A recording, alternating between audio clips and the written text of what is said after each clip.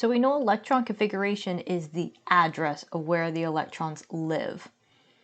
Now we're going to take those electron configurations and draw a representation of where those electrons are. And we're going to use those boxes as you saw in the simulation. These boxes with those arrows, this format of representing where the electrons are is referred to as orbital diagrams, or also known as orbital notation.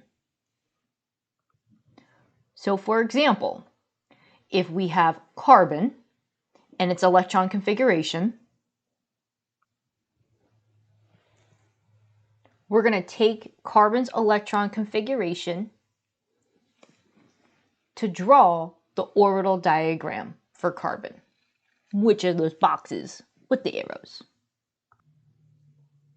We'll go one sub-level at a time. So let's start with the 1s sub-level that I have in my electron configuration. To represent the 1s sub-level, we're going to draw one box. So for 1s, we're going to go ahead and label that box as 1s. And there are 2 electrons inside of the 1s sublevel. I know that because the exponent on 1s is 2. And so we're going to represent each electron with an arrow. One pointing up and one pointing down. The next sublevel in our electron configuration is the 2s sublevel. So we're going to draw a box for 2s. Inside of the 2s sublevel, there are 2 electrons. So that's what the exponent says.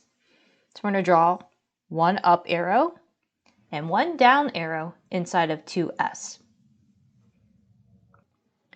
Now we're going to move on to 2p sublevel.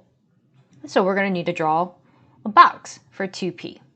However, as we saw in the simulation, there are always 3 copies of p orbitals.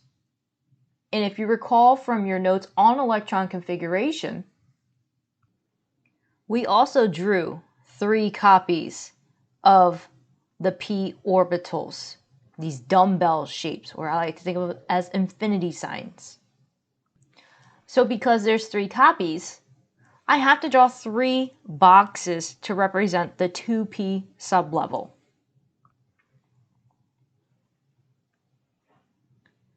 And we'll go ahead and label that 2p.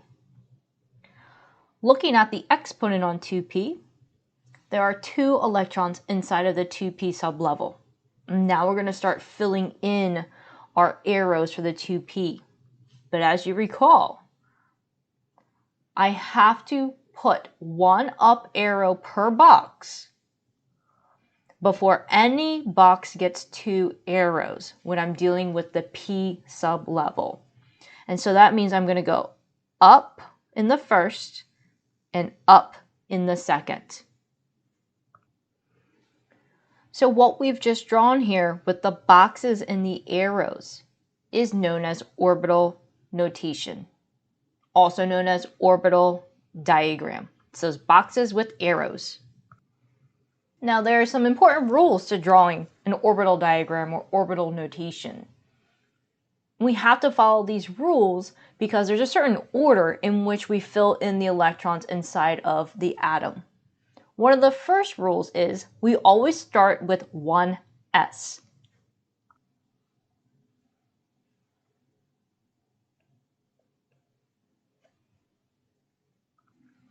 Another rule is that we go in the order of electron configuration, which represents starting with that 1s and working our way to higher and higher energy levels. Another thing to note here is that one box represents one orbital.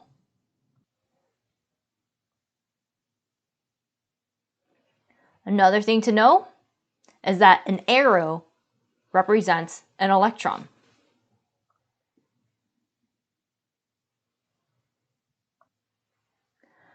When we fill in a box, there's never more than 2 electrons per box.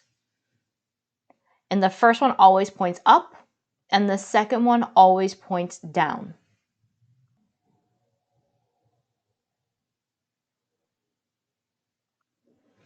The next thing to know is how many boxes to draw per sublevel. Meaning, how do I know that there were 3 boxes for 2p? Well, that's because there are 3 copies of the p orbital. And I know an electron configuration.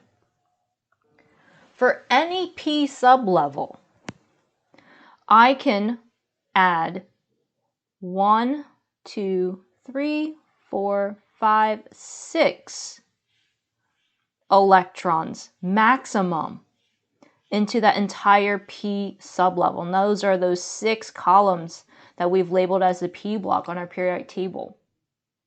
But if one orbital can only hold 2 electrons, there must be 3 copies of p in order to hold up to 6 electrons total. So for p, you're going to have 3 copies of the p orbitals. Each one can hold 2 electrons. 3 times 2 gives us 6 electrons total. Now let's talk about S. Looking at our periodic table, the maximum amount of electrons that we ever write for an S sublevel in electron configuration is 2. And that's because S is represented with the 2 columns on the left of the periodic table. So for S sublevels, there's only 1 box. There's only 1 orbital present. And that 1 orbital is holding our 2 electrons. Now what about the D sublevel? How many boxes do I draw for D? AKA, how many different copies of the D orbitals do we have? Let's locate where it is on the periodic table. The D sublevel is represented with your transition metals from group 3 through group 12. And if I was to look at a single row inside of the D block and count how many electrons can fit inside of 3D, count the boxes that I just highlighted in blue, you would count 10 electrons. So we can fit 10 electrons in a single D sublevel. But remember, each box, aka orbital, can only hold 2 electrons. So that must mean that there have to be 5 copies of the D orbitals, because 5 times 2 gives us 10.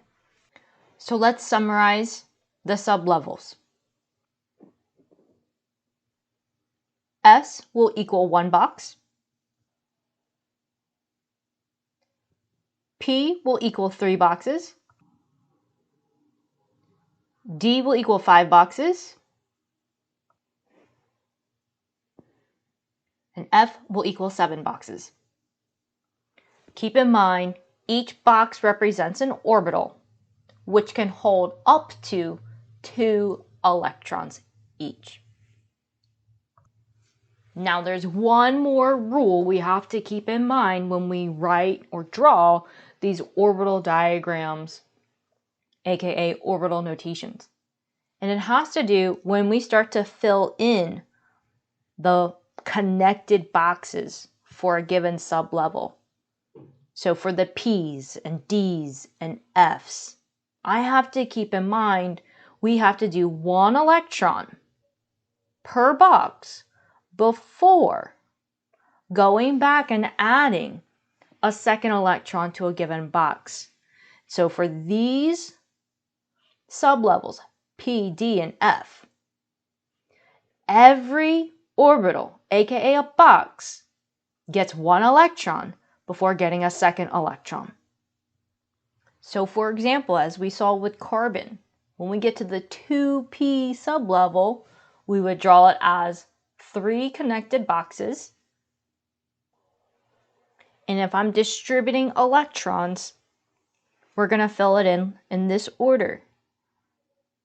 1 up, a second up, a third up. So every box gets 1 electron before we go back and do down arrow. So up, up, up, down, and then down, down if needed. I can do the same thing for a D block. Let's say we have the 3D sublevel.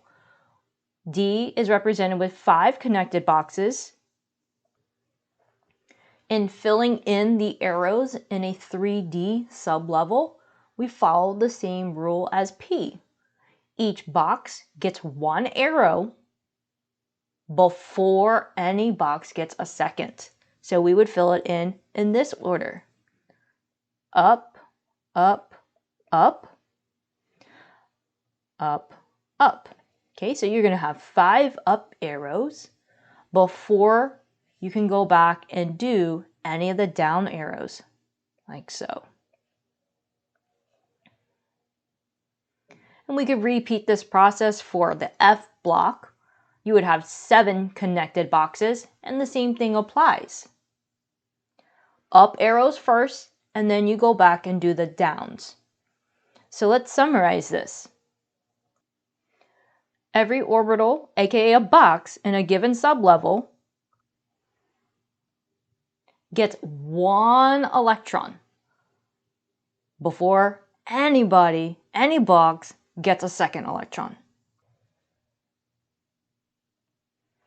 Super important that I remember that. I'm going to go ahead and highlight that statement so it jumps out at me in my notes. And then I'm going to go ahead and highlight these 2 examples that I have here on my paper so I know that this is what it's referring to. I've shown this in these examples, this rule in this example.